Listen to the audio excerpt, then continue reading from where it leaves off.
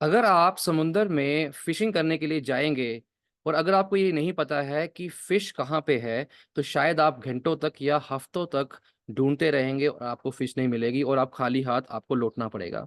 Same way अगर आप अपनी निश को इवैल्यूएट नहीं करते हैं, तो बिज़नेस के अंदर आपको खाली हाथ लौटना पड़ेगा, क्वालिटी लीड्स नहीं आएँगी और कस्टमर क्लोज़ नहीं होंगे। तो आज का टॉपिक है निश इवैल्यूएशन और डे 10 के अंदर हम एंटर कर चुके हैं। तो सबसे पहले अगर आपने मेरे यूट्यूब चैनल को सब्सक्राइब नहीं किया है, तो सब्सक्राइब कर लीजिए और पिछले वीडियोज़ अगर आपने नहीं देखे हैं, तो सबसे पहले पिछले वीडियोज़ देखिए। 30 डे, 30 मिनट डेली चैलेंज, इसमें पार्टिसिपेट कीजिए। आप अपने आप को हर दिन नया बनते हुए, इवॉल्व होते हुए देखेंगे। सो आइए चलते हैं आज के टॉपिक में। सबसे पहले मैं चैलेंजेस के बारे में बात करूँगा, फिर सॉल्यूशन और एक्टिविटी, राइट? सो आइए इस पर्टिकुलर टॉपिक के ऊपर। निश क्लैरिटी मेरा एक सबसे फेवरेट टॉपिक है बिकॉज़ मैंने भी स्ट्रगल किया है निश क्लैरिटी ना होने की वजह से। मेरे पास लीड्स नहीं आ रही थी, क्वालिटी कस्टमर्स नहीं आ रहे थे, प्रॉफिट नहीं आ रहा था। मुझे ये समझ में नहीं आ रहा था कि मैं कंटेंट क्या बनाऊँ, तो मुझे हेल्प किया इन कुछ चीज़ों ने जो मैं आपके साथ अभी शेयर करने वाला हूँ, जो आप भी कर सकते हैं, राइट? सो इससे पहले की वीडियोज़ ज़रूर देखिएगा। तो सबसे पहले डे 10 के अंदर हम निश इवैल्यूएशन के ऊपर बात करूँगा। सो फर्स्ट चैलेंजेस, अगर आप निश को इवैल्यूएट नहीं करेंगे, तो डिफरेंट चैलेंजेस आपको आपके बिजनेस के अंदर आ सकते हैं, आपके इस जर्नी के अंदर आ सकते हैं, राइट? तो सबसे पहला है लैक ऑफ फोकस। आपका फोकस नहीं बन पाएगा, राइट? ब्रॉड टारगेट ऑडियंस, सबसे पहला, जब आपकी निश ही आपको पता नहीं है, आपको ये नहीं पता है कि आप कौन सी प्रॉब्लम को दूर करना चाहते हैं या कर रहे हैं, तो आप सॉल्यूशन की तरफ नहीं जा पाएँगे और ना ही अपनी टारगेट ऑडियंस को आप असेस कर पाएँगे, राइट? सो और दूसरी बात कि आप अपने प्रोडक्ट और सर्विसेज़ की बेटर ऑफरिंग नहीं बना पाएँगे अगर आपको निश नहीं पता है, राइट? दूसरा सबसे मेन चैलेंज आएगा मार्केट सैचुरेशन। जब आपको ये नहीं पता है कि आपकी टारगेट ऑडियंस चाहती क्या है, उनकी नीड क्या है, तो आप उनको सॉल्यूशन नहीं दे पाएँगे। तो आप एक कॉम्पिटिटिव मार्केट में चले जाएँगे, जहाँ कॉम्पिटिशन सबसे ज़्यादा है, राइट? और आपका वहाँ पे स्टैंड होना मुश्किल हो जाएगा। यही चैलेंज आ रहे हैं आज के टाइम में 95% से ज़्यादा लोगों को, राइट? तो आप इन चीज़ों के ऊपर थोड़ा-सा नोट्स बनाइएगा, जो मैं अभी चैलेंजेस के बारे में बात कर रहा हूँ। क्या आपको भी ये चैलेंजेस आ रहे हैं? कमेंट बॉक्स में ज़रूर लिखिएगा। तीसरा पॉइंट है प्रॉफिटेबिलिटी कंसर्न। सबसे मेन चीज़ क्या है, जब आप एक राइट निश के ऊपर काम नहीं कर रहे हैं, आपको टारगेट ऑडियंस के बारे में नहीं पता है, तो आप अपनी ऑफरिंग को बेटर नहीं बना पाएँगे और जब ऑफरिंग बेटर नहीं है, तो आप प्रॉफिट की तरफ नहीं जा पाएँगे। सो आपका जो बिज़नेस और अगर मैं बात करूँ कि निश को लेके अलाइनमेंट, वो नहीं हो पाएगा, right? So struggling to attract paying customers, because इससे चैलेंज क्या आएगा कि कस्टमर को आप अट्रैक्ट नहीं कर पाएँगे जो पे करना चाहते हैं, right?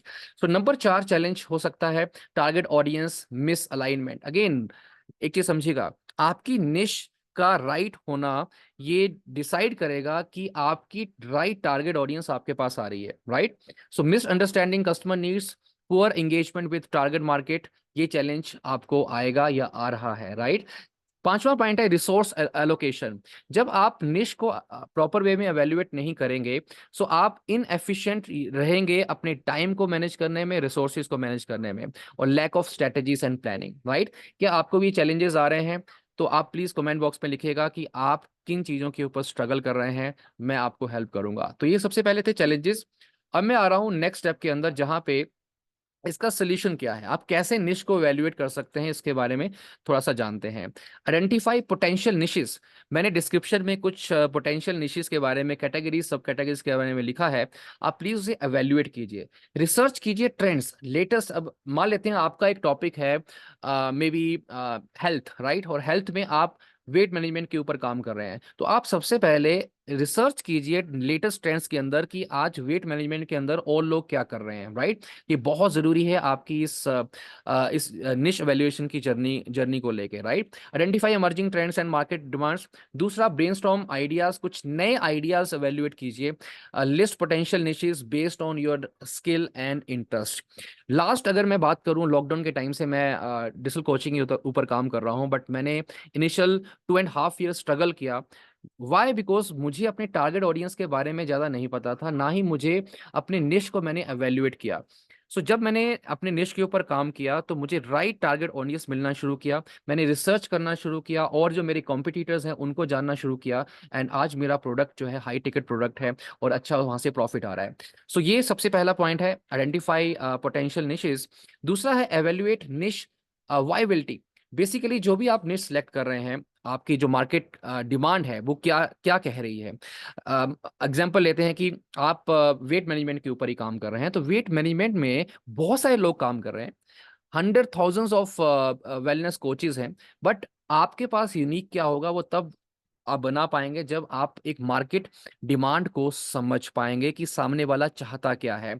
Assess if there is significant demand for your निश।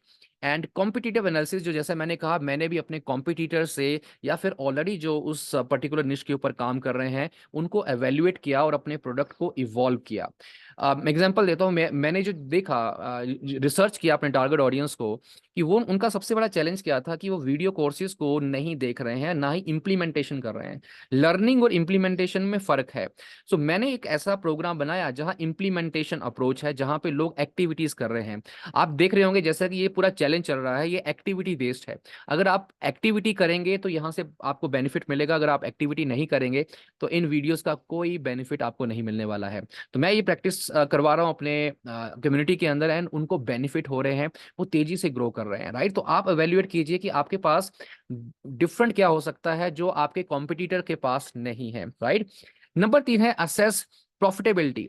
अब बारी आती है कि जब आप आइडेंटिफाई कर रहे हैं इन सारी चीजों को, तो आपको ये आइडेंटिफाई करना है कि ये रेवेन्यू कितना आ सकता है, पोटेंशियल रेवेन्यू अभी कितना आ सकता है, आफ्टर 1 ईयर, आफ्टर 5 ईयर इसकी क्या ग्रोथ हो सकती है। ये अलाइनमेंट बहुत ज्यादा जरूरी है, क्योंकि स्कोप होना जरूरी है, ग्रोथ होना जरूरी है इन फ्यूचर के अंदर। तो इसको भी आप एनालाइज कीजिए कि यहाँ पे क्या और स्कोप निकल के आ रहे हैं, क्या मैं और कोलेबोरेशन कर सकता हूँ, क्या मैं कुछ और नया प्रोडक्ट ऐड कर सकता हूँ आने वाले टाइम के अंदर और प्रॉफिट को बढ़ा सकता हूँ। तो ये कुछ चीजें हैं जो आप कर सकते हैं। नंबर 4, अंडरस्टैंड टारगेट ऑडियंस, जो बहुत ज्यादा जरूरी है कि आपका प्रोडक्ट एंड सर्विस आपके टारगेट ऑडियंस के साथ अलाइन होना, क्योंकि मेन प्रोडक्ट तो उनको चाहिए ना, मेन तो सर्विस उन्हें उन्हें चाहिए, राइट। तो उनको रिसर्च करना कस्टमर को बहुत ज्यादा जरूरी है। और अगर आप ये कर लेंगे राइट वे में, और इसका मैं आपको सिंपल फॉर्मूला बता रहा हूँ जो मुझे हेल्प किया है, दैट इज 1-to-1। आप जितने ज्यादा 1-to-1 सेशन अपने कस्टमर्स के साथ करेंगे, उतना ज्यादा आप बेटर सर्विस और प्रोडक्ट बना पाएंगे। फ्रेंड्स, लास्ट मंथ की अगर मैं बात करूं, मैंने 150 से ज्यादा 1-to-1 काउंसलिंग्स की हैं, सेशंस किए हैं, और ये मुझे हेल्प कर रहा है मेरे प्रोडक्ट को, मेरी सर्विस को बेटर बनाने में और मुझे खुद को बेटर बनाने में, राइट। आप नया कुछ सीखते हैं इन चीजों को लेके। पर्सोना डेवलपमेंट, पर्सोना इज कि आप किस डेमोग्राफी के ऊपर काम कर रहे हैं, किस एज ग्रुप के ऊपर काम कर रहे हैं, आपके जो टारगेट ऑडियंस है उनके पेन एरियाज क्या है, इनको असेस करना, इनको जानना, और उसके बेस में आप अपनी नेक्स्ट जो है इम्प्लीमेंटेशन अप्रोच बनाएंगे, राइट। तो that is understanding the target audience. And number 5, पांचवा सोल्यूशन है टेस्ट एंड रिफाइन। निश जो है ना, एवेल्युएशन ये एक प्रोसेस है। ऐसा नहीं कि आज आप बैठेंगे और आज ही आपकी निश क्लियर हो जाएगी और आप कुछ बेटर कर पाएंगे। It is a test and refine करना। आप आज कुछ सीख रहे हैं, उसको आप देखिए बेटर क्या हो सकता है, रिफाइन करते रहिए। हर दिन कुछ नया आप सीखेंगे और उससे आप बेटर अपने आप को बना पाएंगे, राइट। पायलट टेस्टिंग करते रहिए, कुछ ना कुछ नई चीजें, अगर कुछ समय में नहीं आ रहा है, मेन बड़ी इंडस्ट्री को पकड़ लीजिए। मान लेते हैं आप हेल्थ के ऊपर काम करें, हेल्थ एंड वेलनेस कोच, फिर देखिए कि क्या आप किसी पर्टिकुलर एक टॉपिक के ऊपर काम कर सकते हैं। अगर आप डिजिटल स्पेस के अंदर हैं तो हो सकता है अभी आप डिजिटल मार्केटिंग के सारे चीज़ों को कर रहे हैं, बट हो सकता है आने वाले टाइम के अंदर you may be a video sales expert, you may be a anything like personal branding expert, right. कोई एक स्पेसिफिक टॉपिक को लेके भी आप अलाइनमेंट हो सकता है, राइट। देन इटरेट, यानी कि आप चेंजेस करते रहें, रिफाइनमेंट करते रहें, कुछ नए ऑफरिंग्स लाते रहें, राइट। अगर मैं बात करूं, इस मंथ मैंने अपने जो प्रोडक्ट के अंदर जो ऑफरिंग है उसको और बेटर बनाया है, उससे मेरे रिजल्ट ऑलमोस्ट डबल हो गए हैं। जो मैं सेम चीज करवा रहा था उसको मैंने और थोड़ा सा इवॉल्व किया, थोड़ा सा ट्विस्ट किया, और मेरे रिजल्ट डबल हो गए इमीडिएटली इस मंथ के अंदर, राइट। तो टेस्ट एंड रिफाइन होता रहेगा, और इन चेंजेस चेंजेस को आप करते रहिए, और अपने अपने आप को भी बेटर कीजिए, अपने प्रोडक्ट को भी बेटर कीजिए, right. And last one is activity. कुछ मैं एक्टिविटीज आपको दे रहा हूँ जो आपको करने हैं, और ये एक्टिविटी बहुत जरूरी है क्योंकि इस चैलेंज में मेन है इम्प्लीमेंटेशन, राइट। सो रिच, सबसे पहला है निश आइडेंटिफिकेशन। कुछ चीजें मैंने डाल दी हैं, मेन कैटेगरी, सब कैटेगरीज, उसको आप रिसर्च कीजिए, लिस्ट कीजिए निशेस को, क्या क्या निशेस हैं आपके पर्टिकुलर, जो भी आप सोल्यूशन देना चाहते हैं, राइट डाउन कीजिए 5 पोटेंशियल निशेस जिसमें आपका इंटरेस्ट है, राइट। दूसरा, रिसर्च कीजिए डिमांड, कि उसको लेके क्या डिमांड है। गूगल ट्रेंड को आप फॉलो कर सकते हैं, राइट। सो इन चीज़ों को आप जब असेस करेंगे तो ऑटोमेटिक चीज़ें आपकी फ्लो में आएंगी। सेकेंड पॉइंट जो है, जो एक्टिविटी आपकी रहेगी, दैट इज निश एवेल्युएशन। ये आप कैसे कर सकते हैं? स्वॉट एनालिसिस कीजिए, स्ट्रेंथ देखिए, आप जो भी निशेस के ऊपर काम करें उसकी स्ट्रेंथ, वीकनेसेस क्या है, अपॉर्चुनिटीज क्या आ सकती हैं next 5, then T for threat, क्या थ्रेट्स आ सकते हैं इस पर्टिकुलर निश के ऊपर। जब आप इसे एनालाइज करेंगे इस बेस पे, तो आप बेटर बन पाएंगे और बेटर बना पाएंगे अपने प्रोडक्ट एंड सर्विस को, और बेटर दे पाएंगे, सबसे मेन चीज जो आप अपने टारगेट ऑडियंस को देना चाहते हैं। एंड देन कॉम्पिटिटिव एनालिसिस, ये बहुत ज्यादा इफेक्टिव एक टेक्निक है कि कॉम्पिटिटर्स को लिस्ट कीजिए, राइट, टॉप 5 और टॉप 10, और एनालाइज कीजिए कि वो क्या ऑफरिंग दे रहे हैं, वो कैसे काम कर रहे हैं, उनके रिजल्ट क्या है, राइट, वो क्या थॉट प्रोसेस के ऊपर काम कर रहे हैं। ऑटोमेटिक आप अपने आप को नेक्स्ट लेवल पे लेके जाएंगे, right. And number 3 is profitability assessment. यहाँ पे आप क्या कर सकते हैं, रेवेन्यू स्ट्रीम जो आपका है, जो भी आप अभी प्रॉफिट आ रहा है, उन निशिस को लेके क्या और लोग कर रहे हैं, कितना प्रॉफिट आ रहा है, उसको आप असेस कर सकते हैं। कॉस्ट ब्रेक डाउन कर सकते हैं कि क्या कॉस्टिंग आएगी, और उसके बेस पे आप थोड़ा सा चेंजेस कर सकते हैं, राइट। सो ये कुछ चीजें हैं जो आपको हेल्प करेंगी, बट ये एक्टिविटी करना बहुत जरूरी है फ्रेंड्स। एक चीज ध्यान रखिएगा, ये जो मैं टॉपिक आपको डिस्कस कर रहा हूँ, निश, 95% से ज्यादा लोग आज स्ट्रगल कर रहे हैं। वाई? बिकॉज उनकी निश क्लियर नहीं है। और अगर आपकी निश क्लियर नहीं होगी और निश को आप एवेल्युएट नहीं करेंगे, निश को आप रिफाइन नहीं करेंगे, तो बेटर सोल्यूशन भी आप नहीं दे पाएंगे अपने टारगेट ऑडियंस को, राइट।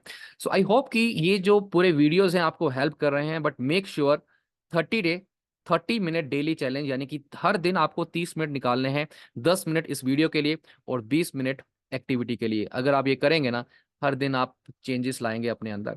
सो अगर ये वीडियो अच्छा लगा है, लाइक और शेयर कीजिए और सब्सक्राइब कर लीजिए मेरे यूट्यूब चैनल को। मिलते हैं अगले वीडियो में, चैलेंज नंबर 11। कल मिलूंगा आपसे मैं। Thank you very much.